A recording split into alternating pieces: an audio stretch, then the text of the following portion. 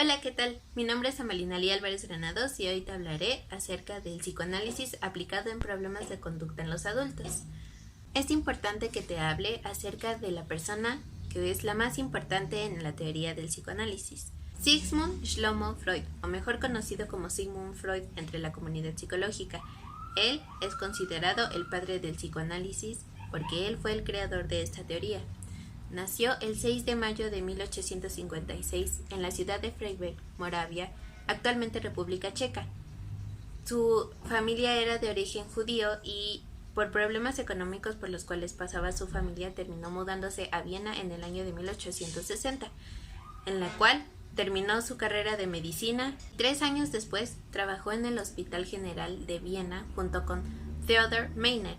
Freud y Meiner eran neurólogos, sin embargo, Freud poco a poco decidió irse separando del hospital y abrir su propio consultorio.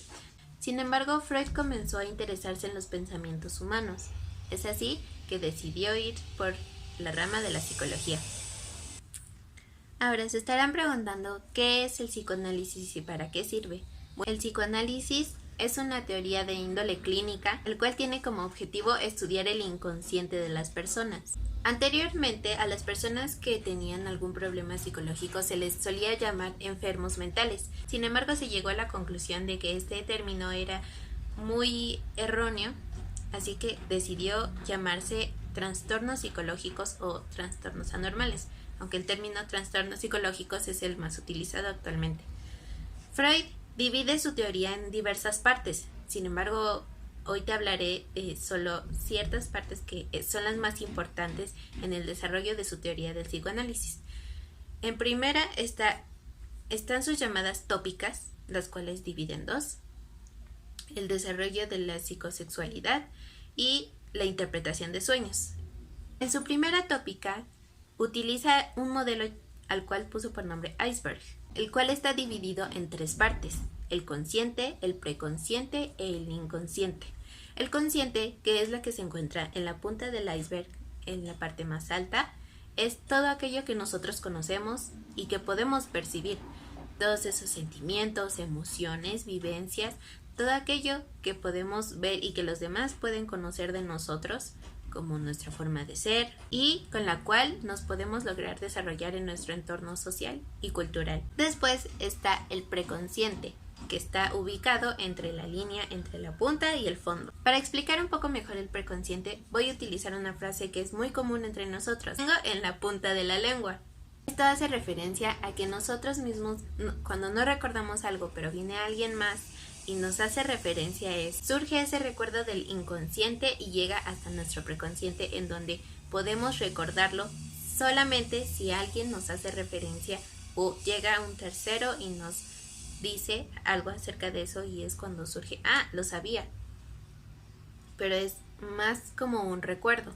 Y finalmente está el inconsciente, que es todo aquello que no conocemos. Aquí suelen estar alojados los pensamientos, los recuerdos, los sueños e incluso experiencias que han sido traumáticas para nosotros. Después está la segunda tópica, que habla de las llamadas fuerzas de la psique, las cuales divide en 3 partes e igualmente las acomoda en el modelo del iceberg, que es en la parte superior, que estaría ubicada en el consciente, está ubicado el yo.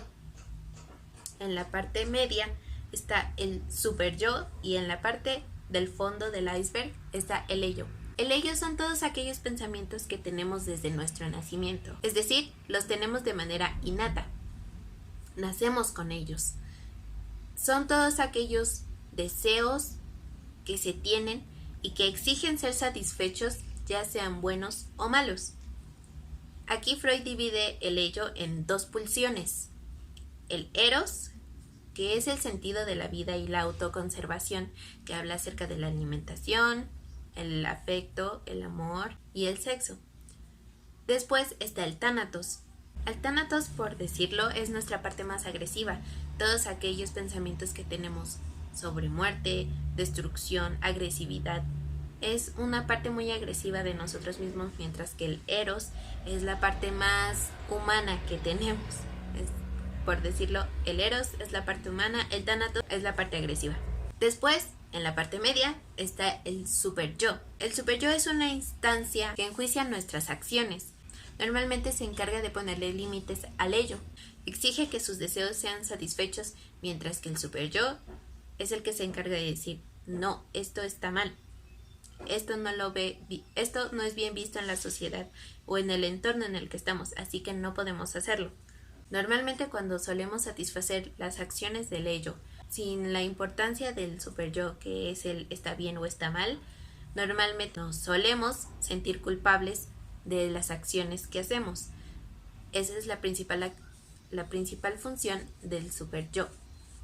Finalmente está el yo, que es la parte más alta del iceberg, ubicada en el consciente, y esta instancia se encarga de 3 trabajos fundamentales, que es satisfacer las necesidades del ello, tomar en cuenta las demandas y los juicios del superyo, y al final actuar como un mediador entre estos dos. El yo es el que ejecuta todos los deseos del ello, tomando en cuenta el juicio moral del superyo para finalmente aplicarlo de acuerdo a si las situaciones lo requieren o no.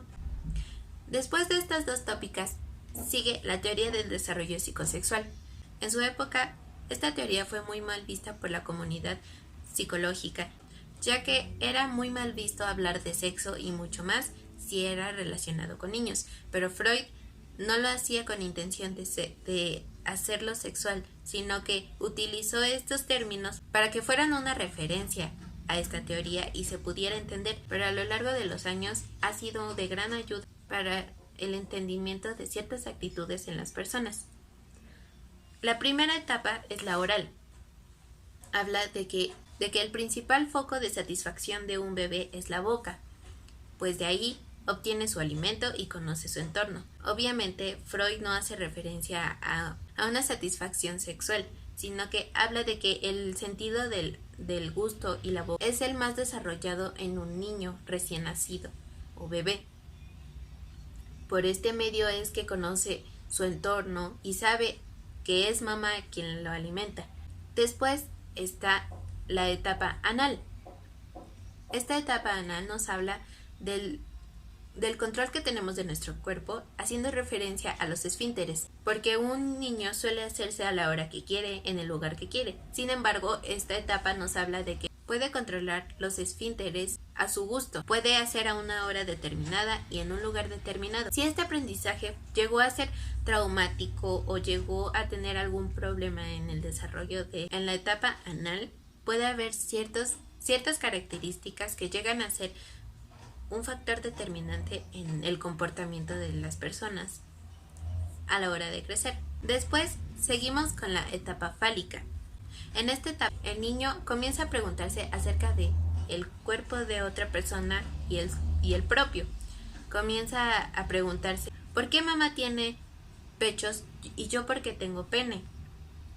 Normalmente el niño es cuando comienza a tener las dudas, y es aquí donde Freud habla del famoso complejo de Edipo, en el cual habla de que el niño tiene un sentido de pertenencia hacia su mamá, ya que piensa que es de su propiedad. Sin embargo, es importante que aquí la figura de autoridad paterna ponga los límites al niño pequeño. Es así como poco a poco va a ir comprendiendo que mamá no es un objeto, sino es una persona, y que esa persona le pertenece a alguien más. Es aquí cuando entramos a la etapa de latencia. El niño ya con todos los conocimientos que obtuvo a través de las anteriores etapas, el niño comienza a interesarse en todo lo que lo rodea, su entorno social, cultural y familiar. Finalmente está la etapa genital. Aquí el sujeto ya ha dado por sentada todas estas etapas de una manera plena, siempre y cuando no se haya tenido algún inconveniente en el aprendizaje de las anteriores etapas. Ahora te hablaré un poco sobre la teoría de John Bowlby.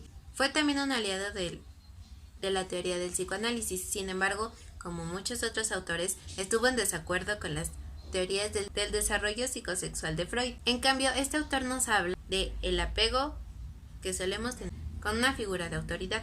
Normalmente suele ser mamá, aunque también actualmente puede ser papá o cualquier otro familiar en caso de que falte mamá o papá. Son varios los tipos de apego de los cuales Wolby. Sin embargo, hoy te hablaré de 3 importantes. La primera es el apego seguro. La persona que se desarrolla bajo este tipo de apego son personas que no suelen tener problemas a la hora de socializar o de recordar alguna cosa de su pasado.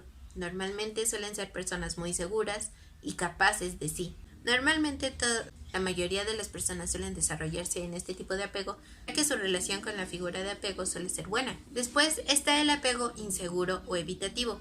Las personas que se desarrollan bajo este tipo de apego suelen ser personas muy tímidas y asustadizas, porque la figura de autoridad no fue la correcta. Normalmente las personas que se desarrollan bajo este tipo de apego suelen ser personas que no saben cómo desarrollarse en su entorno social, no saben cómo controlar sus acciones, ya que esta figura de apego no les dio las herramientas necesarias ni explicó el por qué y cómo es que se debía actuar bajo ciertas circunstancias.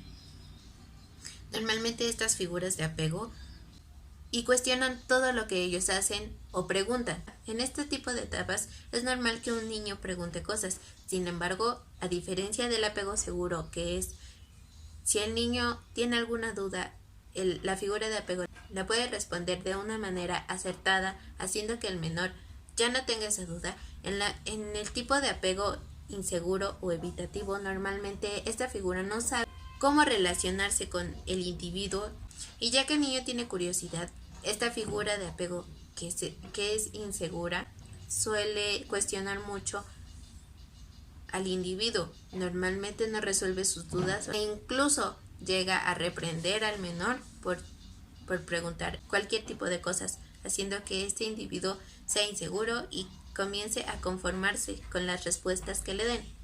Finalmente está el apego desorganizado.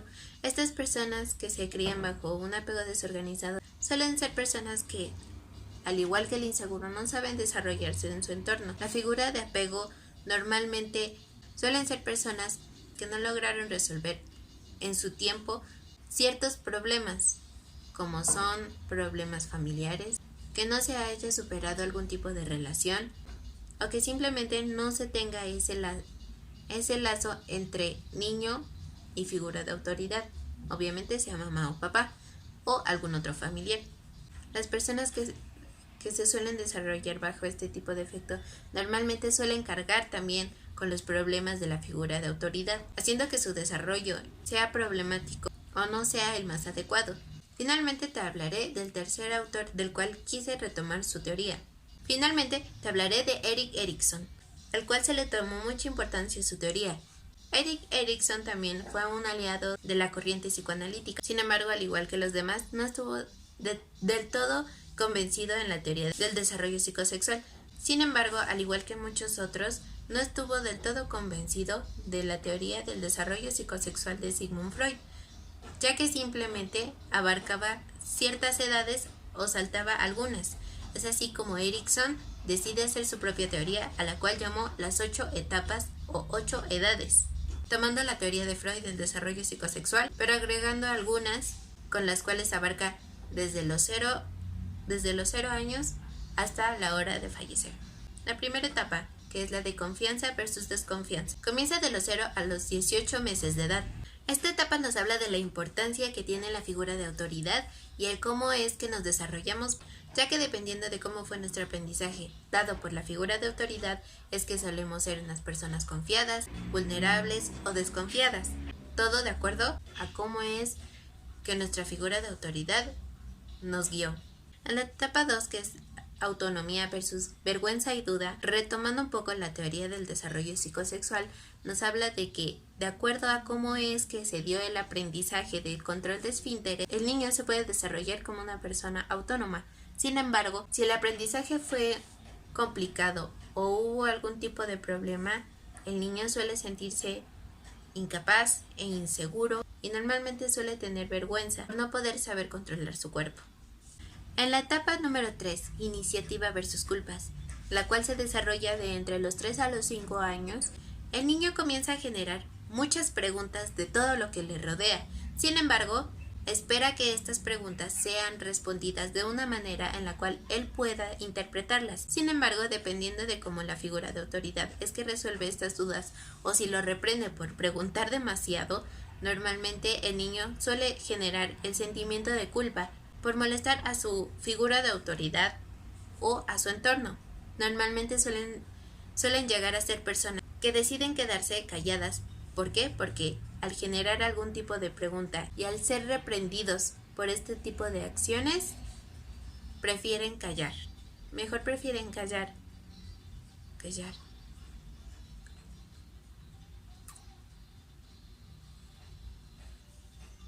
Pero dependiendo de cómo se dio este aprendizaje, normalmente los niños suelen sentirse culpables en caso de que pregunten algo y los demás se molesten. En la etapa número 4, que es laboriosidad versus inferioridad, dada entre 6 y 7 años hasta los 12 años de edad, el niño comienza a poner en práctica todo lo aprendido en las anteriores etapas. A poner en práctica estas etapas de acuerdo se realizó el aprendizaje. De acuerdo a cómo se realizó el aprendizaje, ya sea una persona confiada o desconfiada, segura e insegura. Después está la etapa número 5, la exploración de la identidad versus la difusión de la identidad. Aquí es cuando se entra en la etapa de la adolescencia. En esta etapa el individuo comienza a preguntarse quién es y qué es lo que quiere en la vida.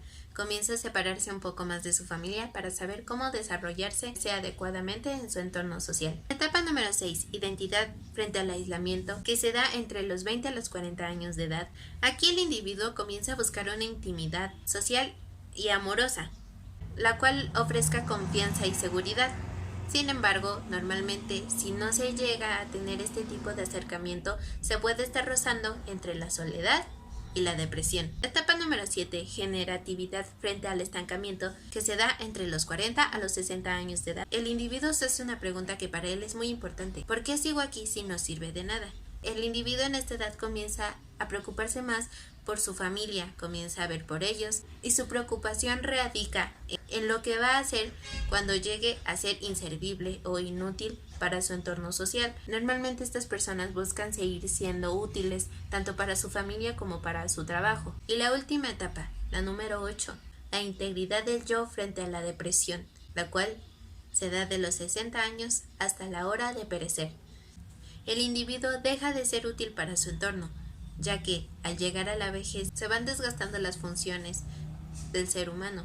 Y es aquí donde debe de enfrentar la depresión, la vejez y normalmente enfrentarse poco a poco a la pérdida de seres queridos e incluso a la propia vejez.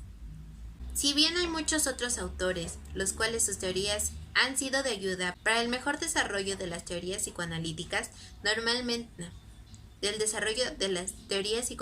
decidí poner estos 3 autores porque para mí son los más importantes en esta teoría, ya que por ejemplo Freud y Bowlby nos hablan de que de acuerdo a una figura de autoridad que tenemos es como logramos desarrollarnos en nuestro entorno social y cultural, siempre y cuando este tipo de aprendizaje que nos dio esta persona haya sido el correcto. Si en cambio este tipo de aprendizajes fueron traumáticos en alguna de nuestras etapas de desarrollo, normalmente las personas suelen desarrollar ciertas actitudes, ciertos pensamientos, lo cual representa un problema grande a la hora de desarrollarnos como personas. Freud, en su modelo del iceberg, nos habla de 3 niveles importantes: consciente, preconsciente e inconsciente.